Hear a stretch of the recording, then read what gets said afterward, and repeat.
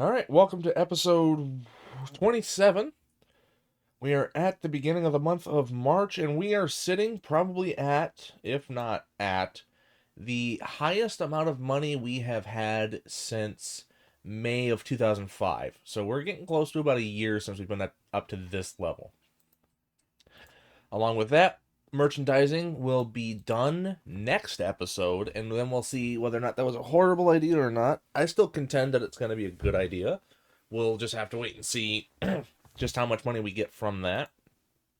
Size wise, we're 11 popularity points in the Southeast away from achieving small, which will allow us hopefully to get TV or maybe some pay per view where we'll actually make money as opposed to just doing it for free.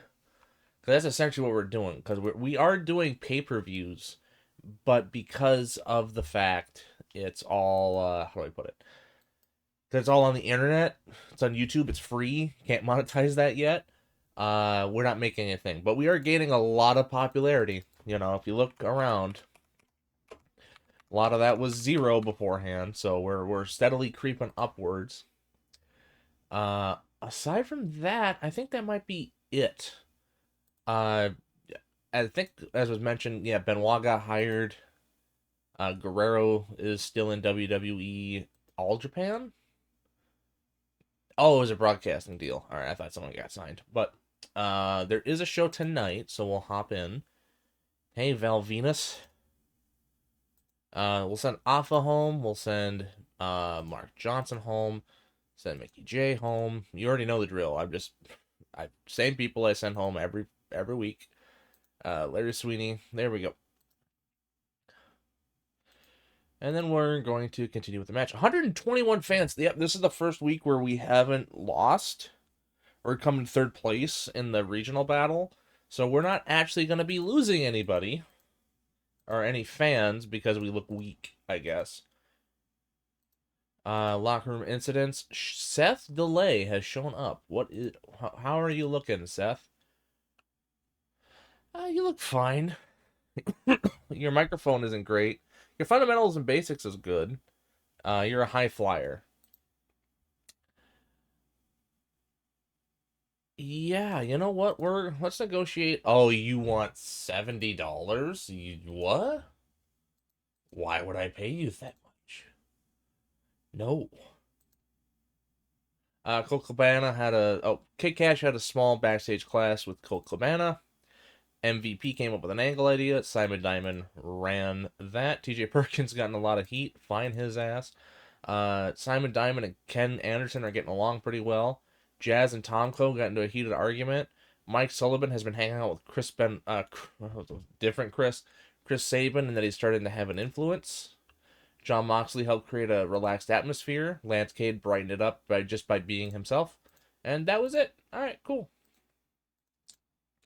This month, I think we're going to have 6 shows because we're going to have 5 weekly, 1 pay-per-view. And the pay-per-view this month is Turning Point. Ooh, okay. So without further ado, I'm going to go ahead and I'm going to start booking the show, and I will be with you here in just a little bit. All right, here we are, weekly event number 40 in front of 120 people in the Southeast.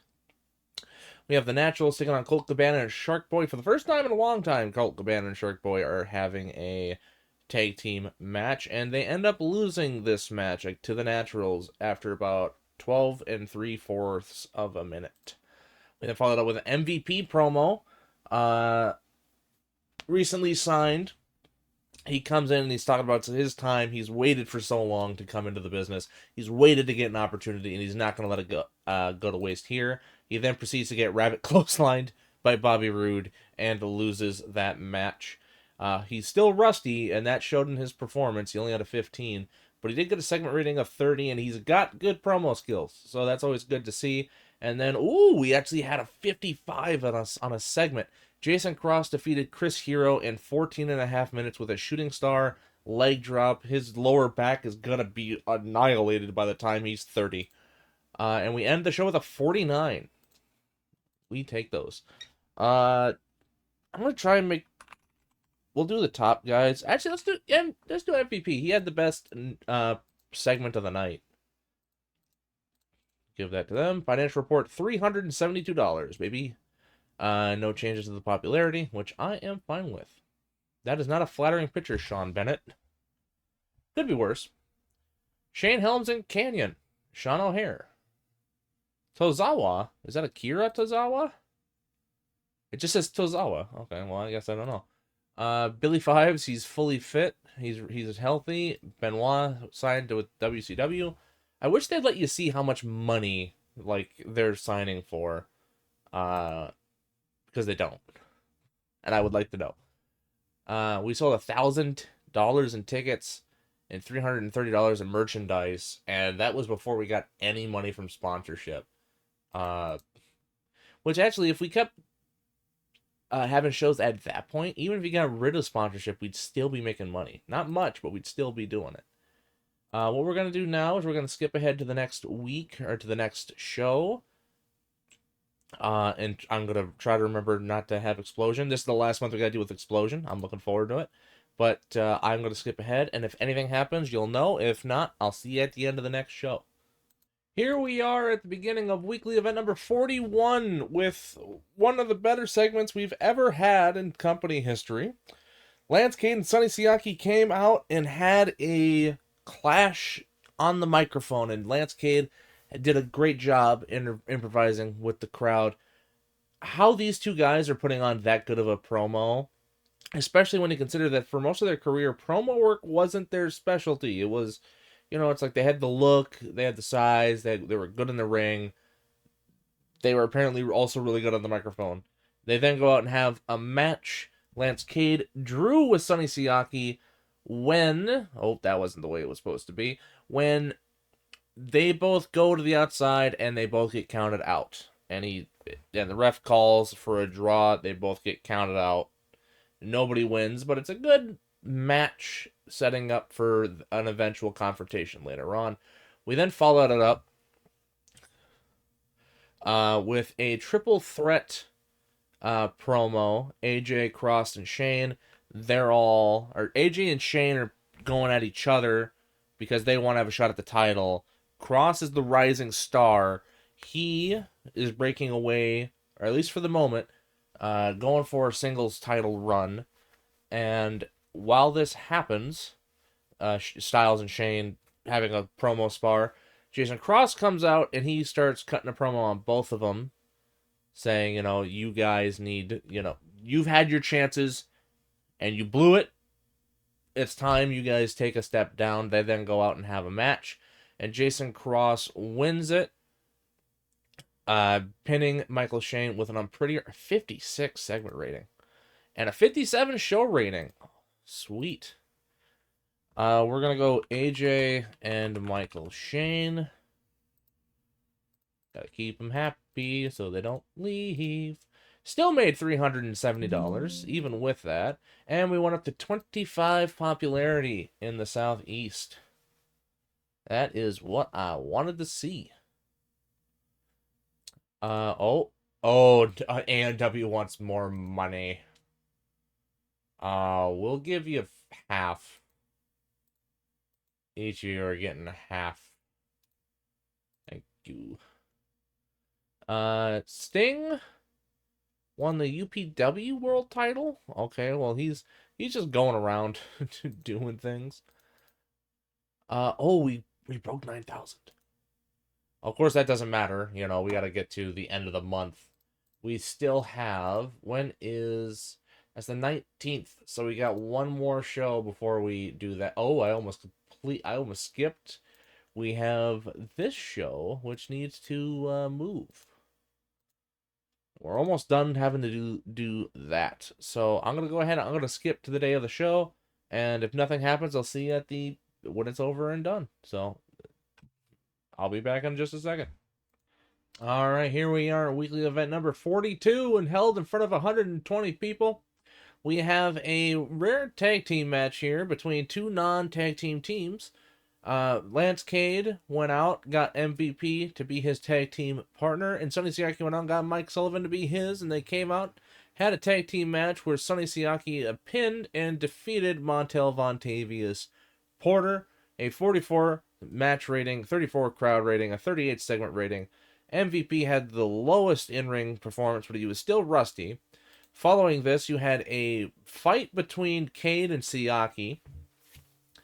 Siaki gets the pin. As he's celebrating, Cade comes in from behind, hits Sullivan out of the ring, and then starts beating on Siaki. Siaki fires back and starts to look pretty good, and clotheslines him out of the ring. They will have a X Division Championship match at the pay-per-view at Turning Point on Sunday. Following that, we have a match between Jimmy Rave and Jason Cross, a 52 wrestling rating, a 42 crowd rating, and a 48 segment rating, where Jason Cross wins with an unprettier, defeating Jimmy Rave. Following that, CM Punk comes out, and it's official. The TNA World Heavyweight Championship match will be on the line, and it will be CM Punk taking on Jason Cross. When you can put Jason Cross up against CM Punk, he comes out looking pretty bad. But that is the end of the show. That is a 47. Let's see. Let's go Montel, and let's put in Jimmy Rave. It's been a minute since we've praised up Jimmy. Financial report, made $249. Popularity stays the same. Oh, Mid-Atlantic and Mid-South went up to 10. They were at 9. Hey, Lizmark Jr. How are you doing? Oh, nothing of interest there. A lot of stuff happening. Oh, thank God. It's almost over. As we come over here, we are sitting at just over $10,000, but we still have the the televised event. After that, we will have 2 shows, so we might still sneak over that threshold. Without further ado, we're sitting at 80% on our merchandise. So what I'm going to do is I'm going to go to the day of the show, and as normal, if nothing happens, I'll see you when we got the show going. Alright, here we are at TNA Turning Point 2006, held in front of 278 people. We begin the show with AJ Styles coming out. He's in his gear. He's demanding a match. He's tired of not being on the card. And Alpha comes out and says, "Alright, you want a match? Fine. Here comes Funaki, making his TNA debut to take on AJ Styles." They get into the ring and they have a phenomenal match that AJ Styles wins, getting a 63 match rating, a 53 crowd rating, and a 49 segment rating. We then followed up with a Lance Cade Sonny Siaki promo. Essentially, what is being relayed in this is that regardless of who wins, this is the last time they're going to wrestle for quite some time. So essentially, all bets are off. Their match coming up will be a tables match. First one to put their opponent through a table will win the X Division Championship. Oof. Good match rating, good crowd rating, got penalized. Great. Fantastic heat, great wrestling. Lance Cade wins the match after he super kicked Sonny Siaki, put him on a table, and hit him with a diving elbow drop to win back the X Division Championship. We followed it up with a AMW promo. Chris Harris did a great job. James Storms was drinking on the job yet again, but that doesn't matter because they go out and they have a banger tag team match with the Haas brothers, and James Storm wins the match after they hit him with the death sentence. We then followed up with a CM Punk promo, putting himself over, saying he's a fighting champion. He then goes out and has a pretty good match with Jason Cross, defeated him in 18.5 minutes with a top rope pedigree, a 62 wrestling match, a 45 crowd rating, and a 48 segment rating. Punk grabs the title. He's celebrating. This is his 3rd straight defense, and he's excited. As he does so, John Cena jumps the guardrail, comes in, and beats the hell out of him. You want to talk about a guy who hasn't been on the card in a while? John Cena is here. He is livid, and as he leaves, he raises up the championship, and he walks out with it. And that is how it ends. A 49 overall rating, raised popularity in 56 regions. Chris Harris, James Storm, they got mad at me. I didn't give them everything they wanted. Financial report. Ow. Wow, that did nothing. We got a couple in Mexico, and that was about it. Oof. Oof. Hey, Jorge Estrada. You want to come work here? Want to remake the Flying Elvises? There's a lot of shit going on there. Let's see. Well, that went down from last week. Last month. If we go back to last month, I think if we go back to last month, yeah, lockdown.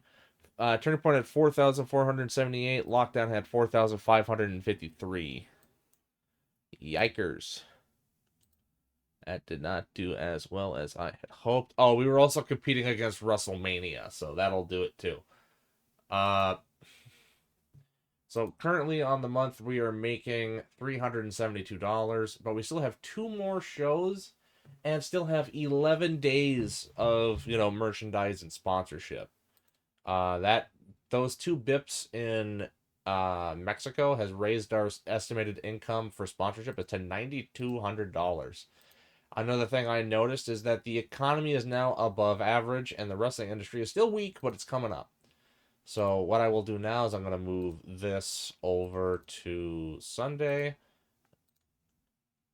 I think I'm going to do that one more time, and then I'll just gradually get to the day. Not a lot of time. Not much of a reason to cut away. Okay, Shawn Michaels. He's leaving. I can't sign him. He doesn't want to come here. Wow, he went to New Japan, was in New Japan that whole time, left, went back to WWE, and now he's leaving again. Oh, Austin Aries showed up during the pre-show, and I'm signing him for $20 a show. Oh, and Battle Arts went bankrupt. Wonderful. Does that raise our thing? Nope, we're still 17. We were ahead of them in that race. Austin Aries, that's April Hunter. Austin Aries, good technical wrestler, good aerial, good flashiness. Psychology's He's got okay charisma, microphone, and acting, and his fundamental and physical are all right. He's a project. He could be really good. I never assigned him anywhere, so let me do that real quick. He's cheap, and we can get him to do some pretty good work, all things considered. So, let's continue. Let's go to the next day. Hey, Nick Densmore. You're currently working for WWE. That's not too surprising. I'm 86? Okay. Oh, God. Uh-huh. Hey there, Chris. I wouldn't want to be a WCW at this point. We're doing good on the sponsorship. We're doing good on the ticket sales. Merchandise is coming up. So it is time for another show. Hey, Dan McGuire.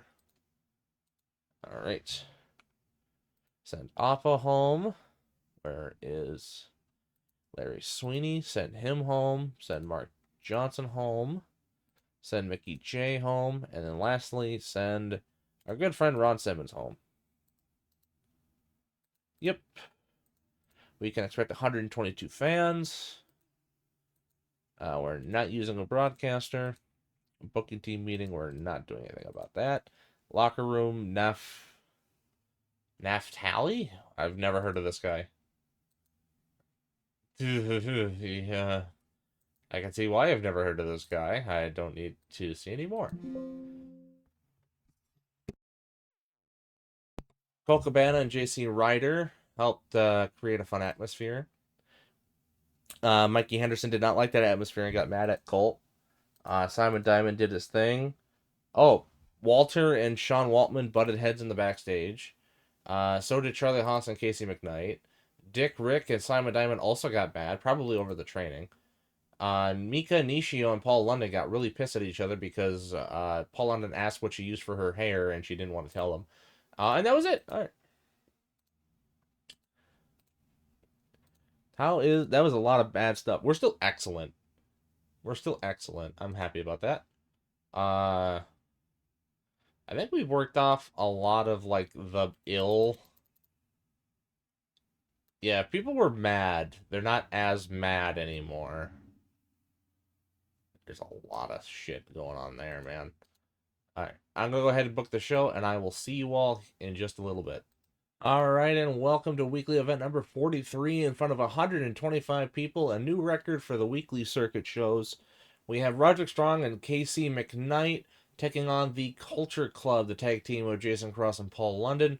Returning to tag team competition, Jason Cross is, and in their first time back, Paul London pins Roderick Strong with a shooting star press, a 41 match rating, 28 crowd rating, 42 segment rating. Right after that, we followed it up with a Lance Cade promo. He comes out putting himself over. He beat Sonny Siaki. He reclaimed his X Division Championship. And despite Siaki potentially having a shot for a rematch, because of the stipulation that was added on the day of the pay per view, Sonny Siaki will have to wait until Lance Cade loses his title to get a rematch because they cannot fight each other again, at least for the title, at least in this specific reign. He then goes out and has a match against JC Ryder, a 40 wrestling rating, 24 crowd rating, and a 46 segment rating. And Lance Cade looked great, according to this. Wins with an elbow drop. We then follow that up with a MVP John Cena promo.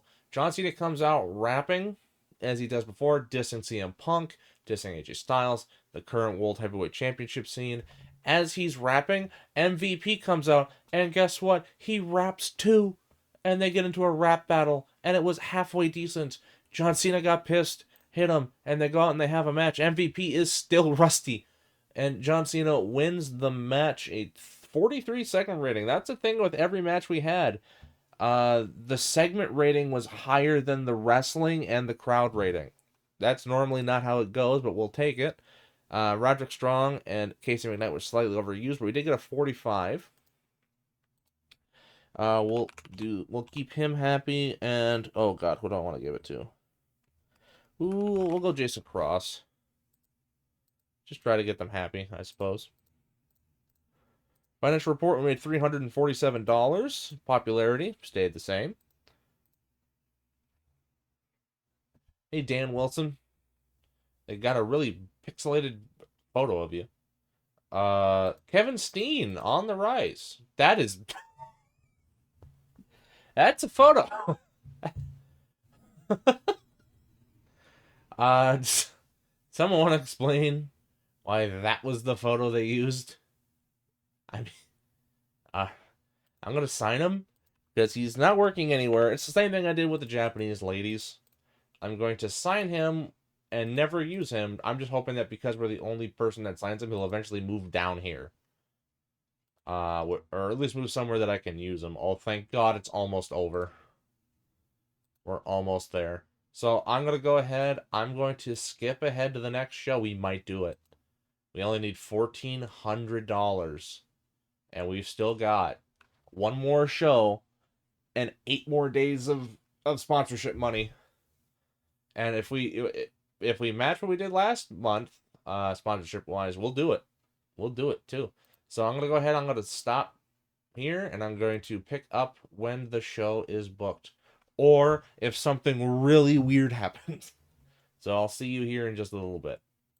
All right, and for the final weekly event of the month of March, we have weekly event number 44, held in front of 131 people. A new record for the weekly circuit. Tyson Tomko took on Sonny Siaki and loses. 44 wrestling rating, 34 crowd rating, 39 segment rating. And then followed up with a MVP promo, who he is doing great on the mic. Oh, he's finally not rusty anymore. He could put on halfway decent matches, and by halfway decent I mean halfway, because his in ring isn't great. His promo skills are great though. He fights Colt Cabana, 30 wrestling rating, 10 crowd rating, 32 segment, and then followed up with an 81 segment from John Cena, coming out rapping again, reiterating what he said last week, but he was upstaged by MVP, so he came out this week and did it again to really, and then he also added some shots at MVP too. You know, not name dropping him, but being like, and I won't have some nobody come out and interrupt me. And then when he's done, Mike Sullivan comes out, they get into a match, and John Cena kicks his ass. Pretty much how that goes. A 40. We take that. Sonny Siaki and Juan Chena.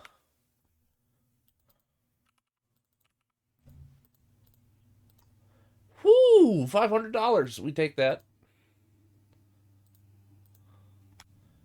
Oh, God. Nathan Jones, get him away. Ain't no fucking way Nathan Jones had a 60 psychology.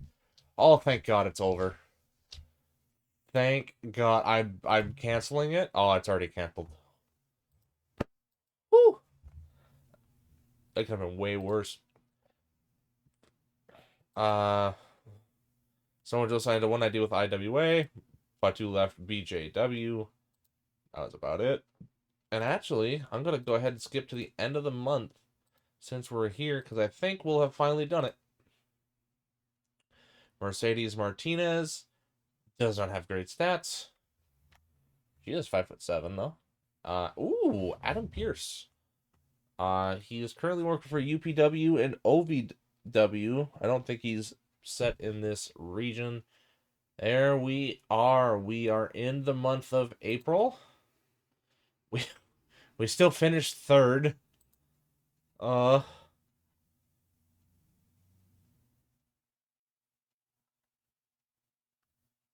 am I in Team Rex? What? Who the hell is in Team Rex? Oh, that's me and Flair.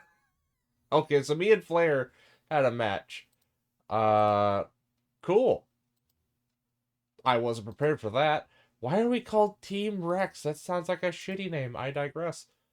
How did we lose that? We are so far ahead of them. How did OVW? Did OVW have a better show than we did? We had a 57. How the hell could they have had a better show than that? Can I say your top 100? I don't want to look through every fuck. Okay, I guess I am. 55, 53, 58, 53, 58. Okay, so they did beat me by one. By 1 point. Oh, did that not? Oh, it's still on best show. No, put it on combined. Save that. How ridiculous. But we have accomplished something that we could all be proud about. We're going to have this soon, before the end of the month. But we've done it. We've made money. It took almost 5 years. We are 1 month short of it. But we've finally, for the first time ever, ended the month with more than $10,000. We have made a profit. I can't explain how happy I am. Not only that, we broke a couple milestones. We sold more than $8,000 in tickets. We got more than $8,000 in sponsorship, and we sold more than $3,000 in merchandise. That is phenomenal. And not only that, we we brought home more than $3,500. It just purely in profit. The wrestling industry is now below average, so that's finally coming back. Meanwhile, Canada's falling. Mexico's got a weird thing. The wrestling industry is strong, but the economy sucks. That's falling. Oh, Japan's really falling. Europe is doing eh. Economy's falling, but the industry's going up. The opposite's true of Australia. And India is an inactive game area. Nobody does shit in India. Much like real life. So that's where we're gonna end it off for this episode. I am very happy with how this is going so far. We're really picking up the pace. I mean, if we were to go back to, yeah, just back to April of last year and in game, we've gone up 11 points since then. So pretty much a point a month. You know, we had this May June thing where we didn't really have a good time going on, where we were at 15 for pretty much the entire month, for 2 entire months, whereas we've been steadily working our way up, and now we're at 25. And I think we'll probably be at 26 before too long. Not that that matters in terms of how much money we'll get, because I mean we gotta get up to 29, so we're going to be about halfway there. in just a little bit. And the TV show's finally gone, so I don't have to keep playing Ring Around the Rosie. The next big pay-per-view is going to be Sacrifice, and that will be 3 shows in. At least I think it's 3 shows. Actually, now that I think about it, it might not. Oh, no, it will. It will. My math was just not working.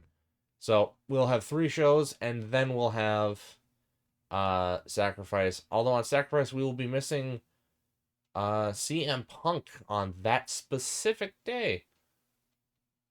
That's not great. I might move it to Sunday, because yeah, I'm gonna move it to Sunday, because it appears that, or Sunday the week before. Now, why am I doing that?